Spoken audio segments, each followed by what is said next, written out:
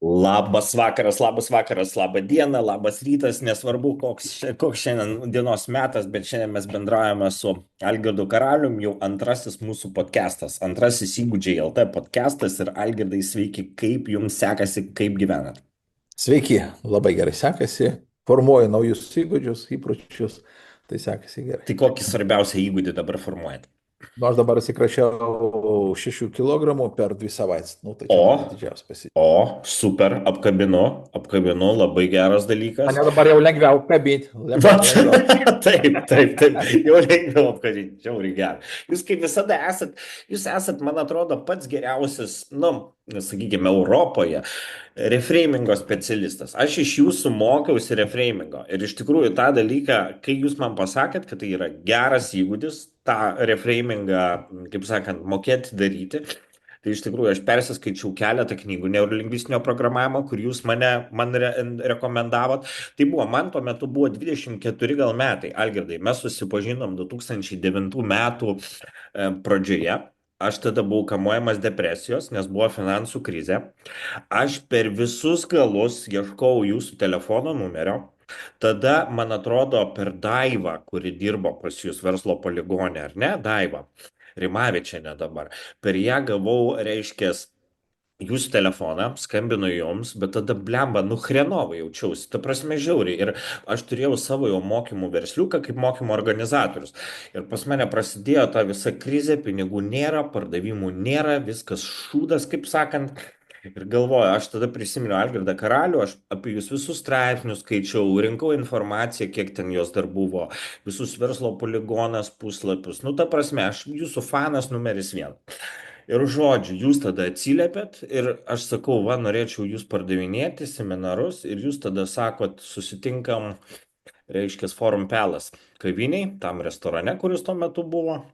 Kaip ten jis vadinasi, pamiršau. Nu ir žodžiu, ir mes tada Terasai, šnekėjome. terasai. Terasa, taip, terasai. Jūs tada ten, kaip supratau, su akimis mane skaitėt, visą ten mano kūno kalbą.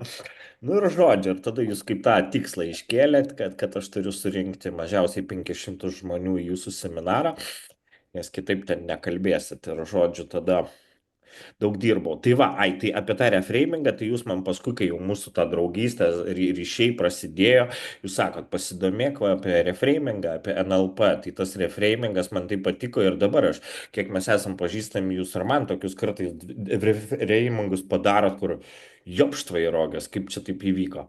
Bet, tai Algirdai, gali trumpam, prieš tai, kai mes perėsim prie pagrindinės temos, papasakot žmonėm, kas yra reframingas ir kodėl verta jį įdarbinti savo gyvenime. Na, jeigu žiūrėti reframingas, tai nuo žodžių frame, tai yra Beje, labai dėkojame Coca-Colai, kuri remia šį pokalbį. Tai, taip, sakykit. tai, frame tai yra remelis, o reframingas pakeitimas remelio. Mhm, Tai va, tai, nu kaip akiniai, jeigu vienam rėmelį vienaip atrodo, kitam kitaip. Tai aš galvoju, kad mes labai dažnai kreipiam dėmesį į tai, ką mes norim pasakyti, ar tekstas, bet pamirštam apie tai, kad teksto prasmė priklauso nuo fono arba nuo to rėmelio, kurį mes įdedam. mhm, Ir jeigu tu nori žmogaus pakeisti požiūrį į kažką, tau tiesiog reikia padaryti reframingą, pakeisti rėmelį. Žmogus žiūrėjo, pavyzdžiui, per prizmę, kad tai yra brangu, tu pakeiti freimą ir pasakai, kad būtent brangiems žmonėms reikia prie brangiausių dalykų ir pažmogus jau nu, mhm, kitos požiūrių kampas. Na ir pavyzdžiui, aš to, kad visas humoras irgi pastatytas ant refreimų. Tu mhm. lauki vienos pabaigos ir netikėtai, oba, iš tavęs atima Taip, tą pabaigą taip. ir tai sukelia tokį stresą, o stresas sukelia juoką. Tai aš taip įsivaizduoju, kad mes į daugelį dalykų galėtumėm visai kitaip, jeigu mokėtumėm lankščiai pasižiūrėti į tą patį dalyką iš skirtingų taškų. Taip. Vat ir įdėtumėm tai į skirtingus rėmelius. Fantastika. Ir aš atsimenu, mes dar su jumis aš išleidau, jūs parašėt knygą pardavėjams 33 reframingo būdai. Tai vienas iš tų dalykų, kur buvo, kaip atsakyti kliento atsakymą brangu.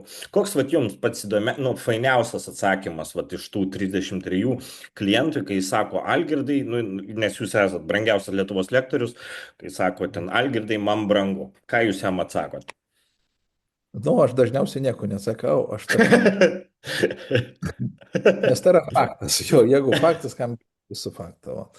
Bet Taip. jeigu taip žiūrėti iš to darbo su prieštaras, man geriausiai patiko, aš realiai girdėjau iš vieno pardavėjo, kai jisai dirbo farmacinėje kompanijoje ir mes darėm dvigubus vizitus ir ateina pas gydytoją kartu ir tas gydytojas sako, klausykit, jūs jau šiandien 36 pas mane tas atstovas, kaip jūs galite, užkniso.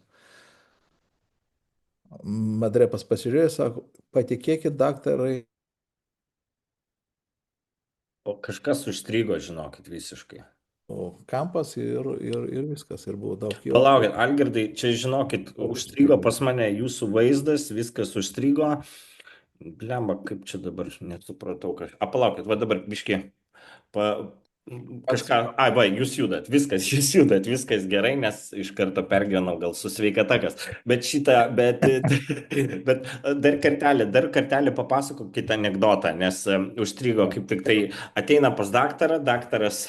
Jo, ir čia ne anekdotas, čia Mhm, ateina pas daktarą pardavėjas, atstovas farmacijos kompanijos ir daktaras sako, klausykit, jūs jau 26 pas mane. mhm. Ką atstovas sako, patikėkit, daktar, jūs man šiandien irgi ne pirmas. Ir tokia pauzė, ir daktaras nusišypso, ir toliau viskas eina visai kita.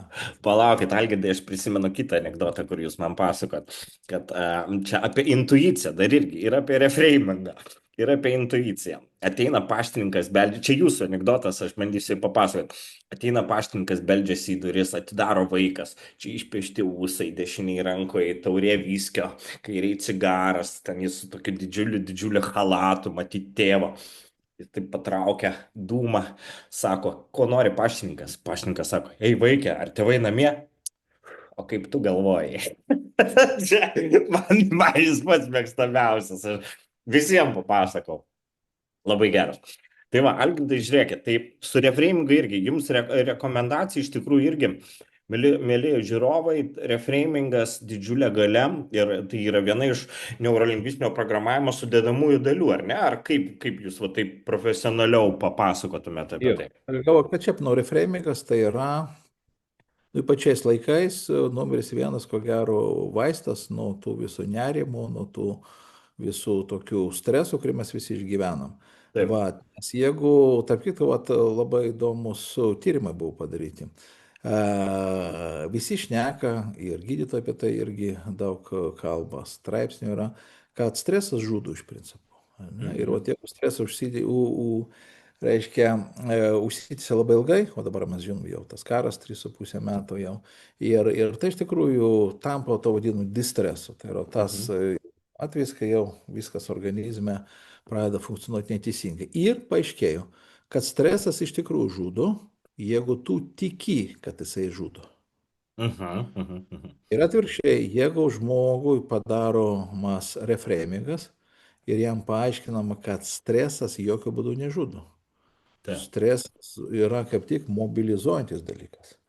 Ir, Taip. pavyzdžiui, žinom, kad per tą patį karą žmonės, aš atsimenu, ir armiją, kai tarnavau, ten ekstremalios situacijos, bet niekas neserga, nes tai mobilizuoja organizmą. Tai jeigu žmogui pranešė, kad stresas nežudo, jisai žudo tik tai tuos, kurie tiki to. Bet jeigu tu tiki, kad stresas būtinas ir jisai mobilizuoja, tai jisai nustoja žudyti. Tai Taip. vat, jeigu mes žiūrim į dabartinę situaciją kaip sudėtingą labai, tai iš tikrųjų jinai labai mus pradeda žudyti. Ir mes Mhm. tikrai matome, kad visuose lygiuose ta įtampa yra. Bet jeigu tu pasižiūri, kad tai yra, iš kitos pusės ir tokia likimo dovana, mums išgyventi visai lė tokių vidinių versmų, tuo metu Taip. saugiai, ne taip kaip Ukrainoje. Tai čia praktiškai vienas iš didžiausių tokių teigiamų augimo periodų. Tarp Taip. kito, vat, kai kalbu su savo draugais iš Ukrainos, tai jie sako, žinai, aišku, karas baisu, viskas tai yra. Bet, sako, labai daug gerų dalykų įvyko. Mes pradėjom daugiau vertinti vienas kitą, draugystę, net su kaimynas kitaip viskas. Taip. Reiškia, mes tai privertė mus pradėti vertinti tai, ką mes pamirštam per sunkius laikus. Kitais žodžiais, taigi ir karas irgi leidžia žmonėms peržiūrėti, tai padaryti reframingą. Tai įsivaizduoju, kad mums šiais laikais, kai viskas iš principo yra neprognozuojama, Na, pasižiūrėti tai kaip į geriausią gyvenimo etapą, kuris nežudo mus, bent jau kol kas, Taip, o leidžia taip, mums tapti dar stipresniais. taip. Nu, va čia labai gerai, aš pasižymėjau šitos 3 punktus, kad paskui padaryčiau šito mūsų pokalbio tokį, kaip ir apibendrinimą, nu, apibūdinimą kelių sakinių. Algirdai, šiandien mes vat irgi antrą pokalbį podcastą planavom ir pas mus man patinka, kad tos kūrybiškas toks planavimas, neprievartavome savęs, kad būtinai sekmadieniais turim tai daryti, kai ten nėra kokios idėjos daryti, bet iš tikrųjų dabar vat irgi mes gyvenam tokiais laikais, kur ateina dirbtinis intelektas, ateina daugybė naujausių technologijų ir konkurencija tai yra didžiulė juntama. Ir dabar darbuotojų atleidimas masinis prasidėjo bent jau vakarų pasaulyje, kai ten IBM, Microsoftas atleidžia 10 000 darbuotojų. Įsivaizduokit, jūs ten atsikeliat ir suprantat, kad dirbtinis intelektas darys jūsų tą darbą, kurį jūs darėt 20 metų ir jums ten gal 50 keli metai atleidžia ir į kur jį varyti, ta prasme, kur ten darbintis, gal tada savo verslą kurti, bet apskritai mes ateinam ant to dalyko, kad viskas yra trapu ir šitoj vietoj kokia ta sėkmės paslaptis tada yra? Ir jūs vat, paminėjot šios dienos temą, kurią galėtumėt kalbėti iš tikrųjų, bet kas yra, kaip įveikti įvairiausius tuos sunkumus, kokiu reikia būti šiais laikais žmogum, kad tu kažkada pramuštum tą sėkmę pagaliau. Tai vat mano tas gal tas, nu, nes visi ieško tų formulių, kažkokių kelių, ten finansinės gausos, visokių afirmacijų, ten ko tik nėra. Dabar aš neseniai mačiau reklamą tokia, viena moteris, hipnoterapeutė. Sako, kelias į finansinę laisvę. Pas mane tik vienas susitikimas hipnoterapijos ir būsi finansiškai laisvas. Čia mes įsidėjau į Facebooką, tai visi pradėjo, ką gal kelias į finansinę laisvę, nes paliks be finansų, kaip sakė. Tai va, tai šitoje vietoje Algirdai, gal jūs turite kažkokį tais paprastą, labai aiškę veiksmų seką, ką reikia daryti, kad tu pasiektum sėkmę?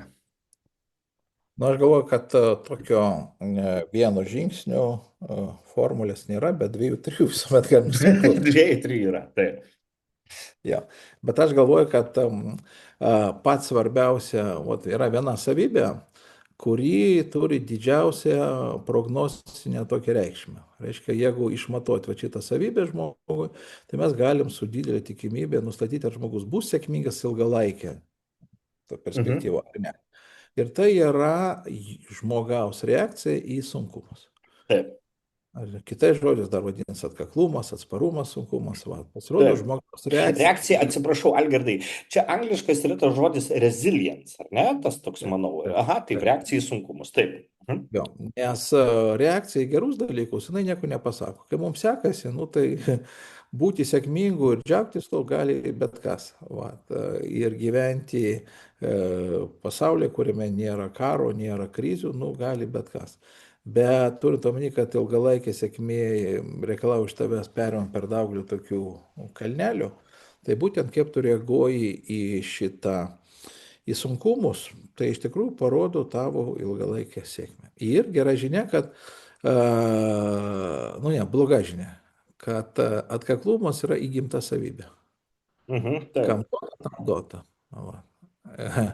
Va. Tai yra žmonių, kurie iš tikrųjų tiesiog nu, įgimti, va, yra nustatyti, kad yra tokių antiek stiprių žmonių, kad va, tu gali viską iš jo atimti, viską, kas yra brangiausia. Po 2 savaičių jis atsistato ir išgyvena tą jo, patį taip, džiaugsmą.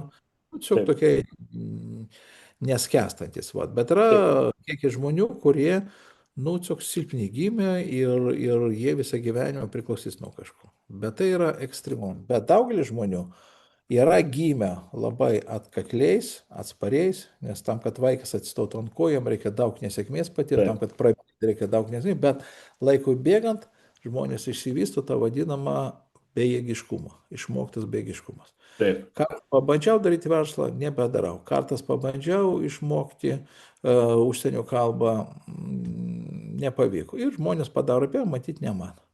Ir taip, daugiau tokių nesėkmių žmogus išgyvena. Jeigu jisai nemoka su to tvarkytis, jisai tiesiog apibendrina ir su kiekvienu kartu tampa vis silpnesnis. taip, taip. Tai va, tai aš galvoju, kad vienintelis būdas susitvarkyti su negandom, tai ištreniruoti savo reakciją į sunkumus. Ir čia gera žinia, kad mes galime ją ištreniruoti. Tai yra kaip ir Labai gerai. raumenys dalykas. Ir tai reiškia, kad, bet vat yra dar geras dalykas, kad va tas būdas arba metodas, kuris padėtų mums, kai ateina blogi laikai, tvirtai laikytis, tai vadinasi dirbtinų krizių praktika. Dirbtinų krizių praktika. Jo, ką tai reiškia? Eiti į sporto salę tada, kai jau pas tave byra smėlis, jau nelaikas. Nors būtent tada žmonės dažniausiai ir eina jo. Palaukit, dirbtinų krizių praktika, taip? Labai Nu, geras. ką tai reiškia? Nu, įsivaizduokit, sportininkas. Jeigu sportininkas eina į sporto salę, ką jisai turi padaryti su raumenim, kad jie progresuotų? Jisai turi tiesioginę tą žodžio prasme suplėšyti raumenų skaidulas.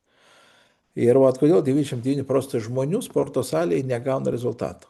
Nes kai kilnoja, pavyzdžiui, svarčius ir kai jau artėjantas momentas, kai jau skaudės, tai reiškia, jis įplyšta raumenų skaidulas, žmogus sustoja. Nes jisai turi labai nedidelę toleranciją diskomfortą. O sportininkas, kuris žino, kad vienintelis būdas turėti progresą, tai suplėšti raumenų skaidulus, jisai suplėšo raumenų skaidulus, tiesiog net žodžiu, jam skauda, bet jisai tai žiūri kaip į būtiną kainą už tą progresą. Toliau turi būti apie 3 dienas, kad raumuo atsistatytų, dar 3 dienos, kad raumenys hipertrofuotųsi. Ir ką turi daryti sekantį kartą po savaitės? Dar didesnį. Kojas turi daryti. Ne. Jeigu jisai tik Atsiprašau, aš kojas, nieko apie tai neišmanau. nes esmė yra, kad reikia pagauti superkompensacijos periodą. Dažniausiai nuo plius minus, aišku, nuo žmogaus fiziologijos priklauso, nuo steroidų, kuriuos jie naudoja, bet maždaug apie savaitę. O tai reiškia, tu jeigu nepadidinsi svorio, tu nesuplės raumenų, nes jau pasiruošė. Tai žiūrėk, tokiu būdu nuolatos plėšant, duodant palsėti ir sustiprėti, mes galim raumenis didinti, stiprinti. Tas pats turėtų būti ir su žmogaus gyvenimu. Mes turėtumėm savo mesti iššūkį tada, kai dar aplink niekas, reiškia, nėra jokių požymių, kad viskas bus blogai. Taip. Nes kai mes esame geros būsenų, turim finansų, tada reikia mums mesti iššūkius, išeiti iš komforto zonos ir tokiu būdu, jeigu tu, kaip ir po šalto dušu, pavyzdžiui, aš jau nežinau, kiek čia metų po šalto dušu, aš pastebėjau, kad aš dabar palydęs po pačio šalčiausio dušo, aš vis nejaučiu. Atrodo, kad šiltas vanduo bėga. Nei rankyčių, nei kojyčių nejaučiu. Jo, tad organizmas pripranta ir vienintelis būdas jį dar supurti, nežinau, į ledą gal įlysti. Taip ir čia, jeigu tu karts nuo karto geriausiai sistematiškai mesti savo iššūkį, pavyzdžiui, išmokti užsienio kalbą, iššūkis, susimauti, padaryti to, ko anksčiau nedarai, iššūkis. Ir jeigu tu padidinsi nesėkmių kiekį, kaip nekės, tai bus tau didžiausia galimybė užaugti. Matot, aš dar, taip, test. Aš ką galvoju, kad iš tikrųjų žmonės, mes gal taip irgi, sakykime, nes aš pats irgi turiu įvairiausių dalykų, kuriuos man reikia padaryti, bet kartais vis pakalbu apie tai protingai, bet nepradedu. Esmė, kad žmogui trūksta skausmo, kuris jį verstų pradėti daryti pokyčius. Vat kaip ir anglų kalba, ar ne? Aš skaičiau neseniai biografiją apie vieną mafijozą, kuris iš Sicilijos vyko į Ameriką, ten 1914 metais, ten žinot, tas visas Korleonės tipo istorija.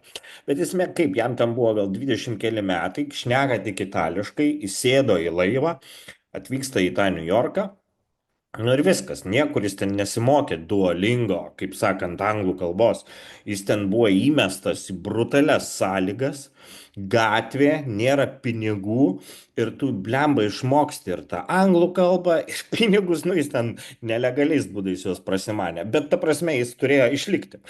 Niekasgi nesirenka bandyto ten profesijos, jis turėjo išlikti, bet ką aš norėjau pasakyti, kad trūksta skausmo. Čia mes patogiai sėdim savo foteliukose, ten apie valdžią ten blogai, čia Paluckas lopas, Nausėda lochas, visi lopai ir panašiai.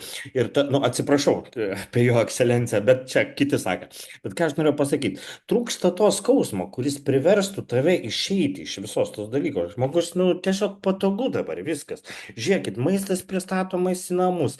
Čia GPT tu nori vertimus darai iš anglų į lietuvių, iš lietuvių į anglų. Yra mobilus telefonas, kuris nuskanuoja tą tekstą ir paverčia jį tavo kalbą ir panašiai. Ir kad jisai ryštųsi ar mokintis kitos kalbos ar panašiai, jam trūksta realių gyvenimiškų priežasčių. Kodėl jis tą turi daryti? Nu ir va, ir paskui visi tada, apie pinigus irgi kartais tada užtenka kokių tų 3 000 ir nereik man to milijono ten ir panašiai. Vat man šitoj vietos skausmo trūkumas niekur neleidžia tau tobulėti. Ar aš neteisus šiaip vat pasikalbam? Jo, aš galvoju, kad nu, yra tas geras posakis, kad sunkaus laikai pagimdo stiprius žmonės. Mhm. Stiprus žmonės Taip, pagimdo gerus laikus, o geri laikai pagimdo silpnus žmonės. Ir dabar visas pasaulis yra silpnų žmonių rinkinys, nes mes ilgą laiką gyvenom labai gerose sąlygose. Va. taip. Ir žiūrėkit, net lyderiai dabar, jeigu žiūrėt pasauliniai lyderiai, tai yra jie baby boomerio laikotarpiu. Tai Mhm. yra 46-64 metų tas laikotarpis. Nes tai buvo ir Amerikoje, ir Rusijoje, ir Lietuvoje buvo labai sunkus laikai. Mhm. Ir žiūrėkit, taip ar kitaip išeina, kad tų laikų žmonės, vieni gerais, kiti blogais keliais, bet jie suformavo tam tikrą charakterį, agresyvų charakterį dar ir po to jie dabar, žiūrėkit, nu, valdo pasaulį. Nes jaunos kartos lyderiai jie yra silpni, jie nematė vargo, jie nematė, nu tai natūralu, jeigu žmogus nu, nebuvo ringė, tai jisai nu, joks nekovotas. Ne? Mhm. Ir Mhm. mes matom, kad viena tauta, kuri dabar kariauja, tai jinai tapo, nu, psichologinė prasme stipresnė už šitą. Taip. Tai kitos padargo, kad jeigu mes suprantam, kad augimo reikalingas va tas presingas, tai tyrimai rodo, kad iš tikrųjų žmonės, kuriuos nagrinėjo, kurie padarė kažkokius pokyčius, jie dažniausiai padarydavo dėl dviejų prieš. Arba kažkoks didžiulis įvykis, kuris keisdavo jų visą gyvenimą, arba nužvėriškas noras. Bet vien žvėriško noro neužtenka. Žmonės, kurie tikisi, kad jų valia padės jiems susitvarkyti, jie dažniausiai patiria fiasko. Taip. Pasirodo, pats sėkmingiausi žmonės, kurie nu, padarė kažkoks ten 10x kažkokius šuolius, jie visi naudoja vieną paslaptingą ginklą. Taip. Kokį? Jie nebandė save sutvarkyti, užmotyvuoti dar. Jie tiesiog buvo meistrai sukurti aplinką. Jie sukurdavo tokią aplinką, kad aplinka viską už tai padarytų. Nu, va, nori išmokti kalbą, nu, jeigu tu 10-20 metų negali išmokti. Nu, tai sudegink tiltą, nuvažiuok 2-3 mėnesiam, mane į tą pačią Londoną. Mhm. Taip, tau reikės kažką pragyventi, taip kažko, bet, nu, patikėkit, išmoksit. Nu, geriau, Taip. blogiau. Va. Jeigu tu nori tenais, nu, atsikratyti kažko, nu, tai užsidaryk kažkur, pririšk save prie radiatoriaus, nu, atsiprašau, tokius ekstremalius, bet mes žinome, kad nu, mūsų tą bando tik, kad žmogus yra labai stiprus padaras, nieko panašaus. Žmogus yra stiprus ant tiek, kad kiek jisai gali suformuoti aplink save tinkamą aplinką. Tam, Mhm. kad tapti aukščiausių lygių sportininkų, krepšininkų, nu, tu negali vien tik per norą tai pasiekti. Tu turi, nu, žaisti NBA, kur yra tokia konkurencija, toks tempas, kad tiesiog aplinka tave išmoks nu, aukti. Mhm. Mhm. Aš pats Mhm. atsimenu, mano didžiausias prasiveržimas buvo su anglų kalba, kai man pranešė, kad aš pas vas turiu atvažiuoti į Ameriką ir filmuotis, reiškia, nu, televizijos laidoj. O aš iki tol tik su vertėjais kalbėjau. Ir Mhm. kadangi aš pažadėjau, bilietai nupirkti buvo ir man po to paaiškino, gal vertėjas bus, ne, sakė, jokio vertėjo ir tu turi. Tai aš per tą savaitę padariau tokį progresą, kurį nebuvo padaręs per 30 metų. Mhm. Ir iš Mhm. tikrųjų negaliu pasakyti, kad nu, labai saldžios tos dienos buvo, naktis ir va. Bet aš nustebau, kad kai jau įsijungė kameros, aš buvau toks ramus, nes buvau kaip niekad pasiruošęs. Taip. Ir aš galvoju, kad Martynai, vat, mūsų su pačiu sėkmė buvo būtent tada, kai mes susitikome, kai buvo sunkus laikai ir tie Taip. laikai vertė mus. Ir mane privertė viską pakeisti. Mes padarėm to dalyko, anksčiau niekas nedarė. Ne todėl, kad mes geri, ne todėl, kad mes protingi, tiesiog buvo aplinka tokia sudaryta ir mes kažkaip turėjom iš jos išlėti. Nežinau, kaip paties, bet aš aptingau paskutiniu metu, tai kad per daug viskas buvo gerai. Tai dabar Mhm. aš Mhm. pats save metu į kitas sąlygas, kur, nu, tu esi niekas, Nu, nulis. pas mane dabar šis laikmetis, tai yra irgi, turėjau aš sunkumų paskutinius 2 metus, labai didelius ten sveikatos prasme ir iš tikrųjų Dabar aš kaip niekad alkanas, ta prasme, padaryti didelį dalyką. Ir aš pastebėjau, aš kartais parsiduodu ten už ten pinigus kažkokiem projektam, kuriais aš nelabai tikiu iš tikrųjų. Nu, ar netikiu, kurie to projektų užsakovai yra ar panašiai, bet tiesiog aš pavargau nuo šito pardavinėjimo ir tų tokių paslaugėlių vykdymo ir panašiai. Ir aš tiesiog laukiu savo, ir kaip sako, yra apie verslininkus tokia kalba. Kiekvienas verslininkas turi pagaliau atrasti, kas bus jo Mona Lisa. Ir vat ir yra tas, kad tu ten šudeliaujas iš tikrųjų, o iš tikrųjų nori, nu, vat lauki to didelio projekto. Ir aš vat labai, nu, turiu tą didelę viziją dėl savo startuolio ir kaip niekad prie jo labai labai stipriai dirbu, kuriu, tai mano svajonių darbas būtų, jeigu jis įsivažiuotų. Tai va, tai ir viskas. Ir suprantat, kartais, nu, aš ir pats įsistumiu maždaug ir tiltų sudeginęs esu, ar savo noru, ar ne savo noru ir panašiai. Bet kažkaip man šiuo metu situacija nėra kažkokia super komfortiška, kad aš ten kaip inkstas taukuose, ten kažkur labai ramiai ten leisčiau laiką ir panašiai. Pas mane yra ir streso, panašiai, bet aš dabartinę situaciją žvelgiu tai, kad aš esu vat, kaip tas kovotojas, kuris tikrai, nu, pradėjau daug daugiau dirbti, tikrai daug. Ir šitoj vietoj man patinka visas šitas tas veikimas, kur, nu, tu žiūri, kad tu pamažu stataisi, vėl kažką kuri, kaip čia pasakius, vėl tai, kas buvo subirėję ten per tą visą laikotarpį, vėl atstatinėjai. Ir žiūriu, kad, blemba, nu kažkaip fainai ir savim pasididžiuotis, kad suklupęs mėgini toliau ir stotis, ir kabintis, ir panašiai, kad man tas patinka dvi frazės Čerčilio, aišku, ta pirma, niekada, niekada, niekada nepasiduok, čia topas, o antras yra, jeigu eini per pragarą, nesustok. Čia irgi yra. Nes jeigu blemba būna sunku, svarbiausia nesustoti o tiesiog eiti toliau. Ir kažkaip šitoj dvi frazės dažnai man labai padeda, kad va tas, nu, gerai, nu, nėra ten kažkas labai super, vėl atsistatom, panašiai, ir vėl einam. Ir man šitoj vietoj nėra baimės jokios, suprantat, vat kas. Bet aš galvoju, kad laikui bėgant, o tai, kad Mhm. tu sakai, tai yra komfortas. Taip. Nes mes, va, yra spastai tokie, kai mes pripratam kovoti už išlikimą, ne už... Mhm. Tai mums tos sąlygos tampa, va, kaip man tas šaltas dušas, nu jisai neduoda jokio. Ir didžiausia mūsų klaida, kai mes, jeigu mes tokie atkaklus, mes kovojame su demonais, bet dėl išlikimo. Mhm. Mhm. Mhm. O tai nėra labai didelis, nėra didelė paskata augimui. Mhm.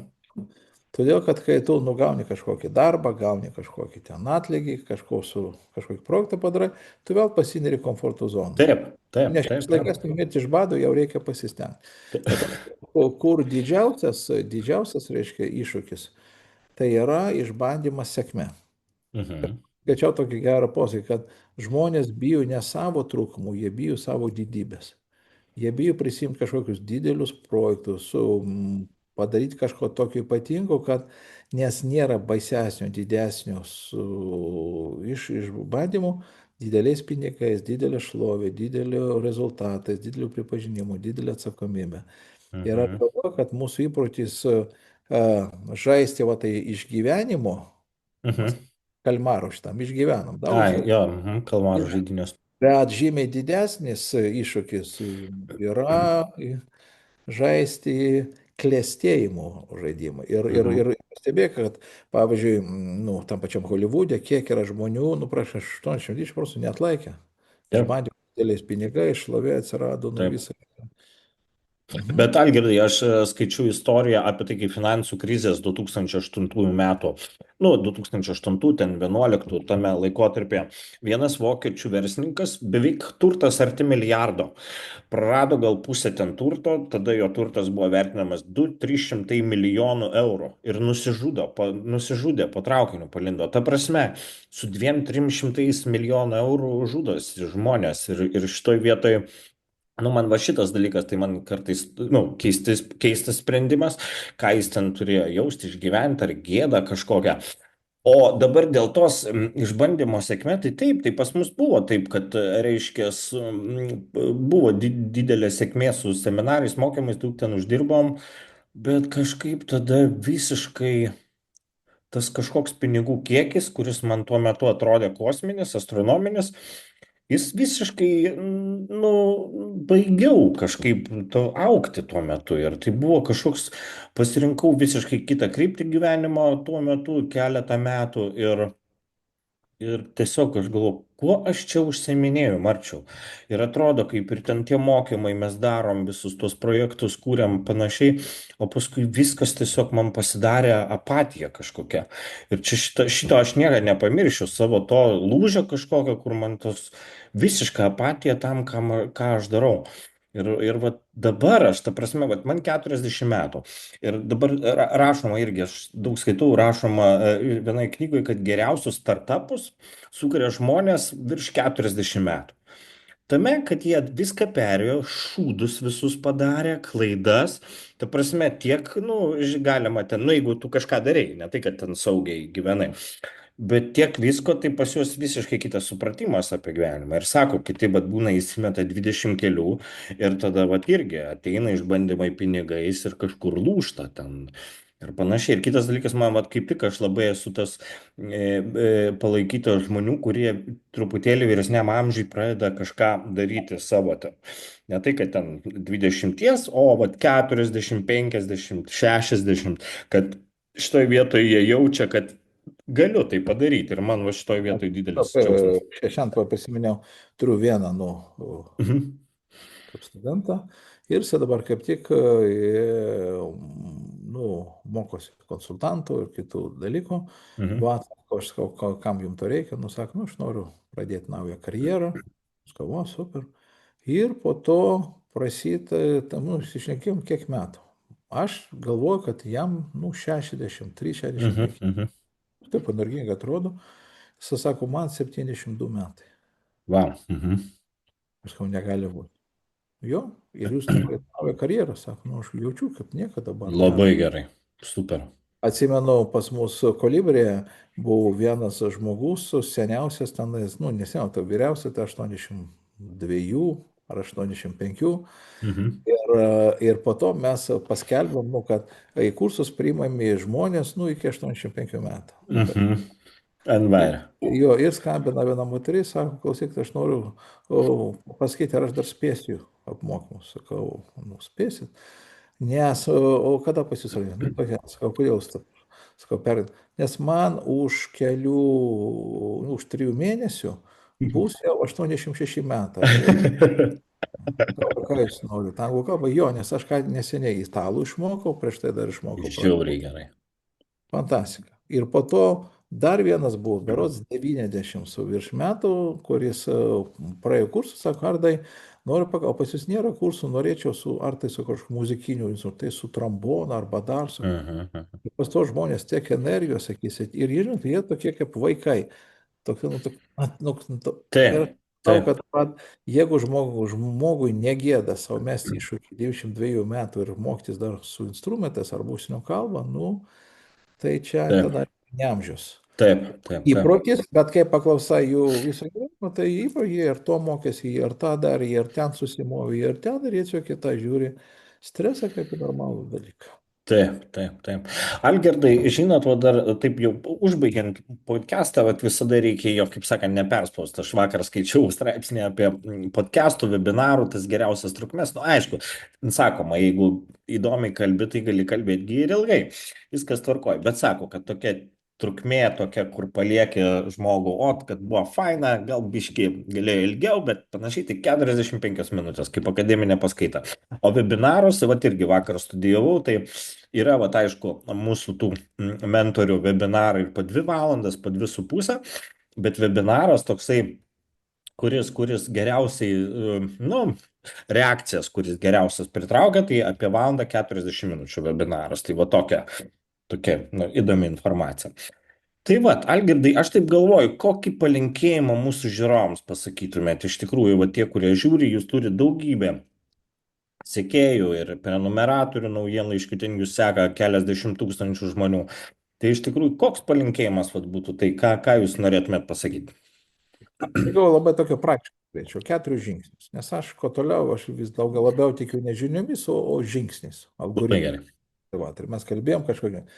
Tai yra 4 žingsniai, kur iš tikrųjų leidžia mum padaryti reframingą pačių sunkiausių įvykių ir tokiu būdu stiprinti savo tą atsparumą sunkumams. Tai pirmas, reikia atsiminti, kad visi blogi dalykai trunka ribotą laiką. Ir visuomet reikia prognozuoti, kad truks labai neilgai, o greitai Mhm. baigs. Kaip Ukraino kažkada tai buvo 2 savaitės, 2 savaitės, 2 savaitės padėjo žmonėms atlaikyti daug. Maratonininkai bėga iki artimiausių krūmų, galvodami, kad jau greitai baigsis. Taip. Pirmas, reikia žinoti, kad blogi dalykai baigėsi greitai, greičiau ar vėliau, ko gero greičiau, o geri dalykai trunka amžinai. Taip. Antras dalykas, reikia išmokti, užgesinti gaisrą, nes jeigu kažkokioje vietoje yra blogai, tai nereikia leisti tam blogiui išplisti į visas gyvenimo sritis. Jeigu tau Taip. su pinigais problema, bet gal su sveikata yra gerai, tai reiškia Taip. lokalizuoti tą reiškia blogį, žinot, kad blogis yra kažkokio vienoje lokalioje vietoje, o visur kitur geri dalykai yra paplitę po visam pasauliu ir po mūsų Mhm. visą gyvenimą. Tai antras dalykas. Trečias dalykas yra priežastis. Mes labai dažnai linkę kaltinti kažką, arba kitus, arba save dėl blogų Mhm. dalykų. Bet stiprus žmonės niekuomet neieško kaltų. Jie tiesiog Mhm. supranta, kad blogi dalykai tiesiog atsitinka. Selevi, toks gyvenimas. Taip. Bet vat, kai geri dalykai, va tada jie linkia žiūrėti, čia aš prisidėjau, jūs prisidėjot, mes Mhm. visi prisidėjom. Vat, ir paskutinis kontrolė. Kai yra blogi dalykai, tai reikia ką padaryti? Reikia pasižiūrėti, o ką tu gali kontroliuoti, ką tu gali įtakoti. Jeigu nieko negali, bent savo nuotaiką kontroliuoti gali, tai susikoncentruoti. Mhm. Mhm. O kai gerai viskas, tai nereikia kontroliuoti, nes geri dalykai, meilė, džiaugsmas, kuo mažiau kontroliuoji, to geriau klėsti. Tai čia vadinasi lipk metodas, lipk iš duobės, lipk iš krizės. L laikas, atsimink, kad viskas, kas bloga trumpai, I išplėtimas, neleisti išplėsti, lokalizuoti, P priežastis, ne mes sukūrėm blogus dalykus, todėl neturim jos kalties jausmo, ir K kontrolė. Kontroliuokime tai, kas nuo mūsų priklauso. Ir kaip japonai, vat, mes atsisveikinam, sakom, sėkmės. O pas japonus yra toks žodis ganbate. Ganbate reiškia, daryk šiandien viską, kas nuo tavęs priklauso ir nepergyvenk dėl rezultatų. Tai aš noriu visiems palinkėti ganbate, darykime, ką galime ir neimkime į galvą, nu, kaip ten iš tikrųjų Bus. bus. Gerai, Algirdai, super. Labai kažkaip ir pats toks, atrodo, ir man šiandien reikėjo šito pokalbio, galbūt ne tik žiūrovams, bet ir man. Tai ačiū labai už įkvėpimą, už fainą laiką jaukų. Ir ką, mes su jumis paskui susiskambinsim dėl kitų dar darbų. Bet, žodžiu, labai Sėkmės. maloniai pabendrau. Ačiū. Iki. Ganbate. Ganbate. Iki.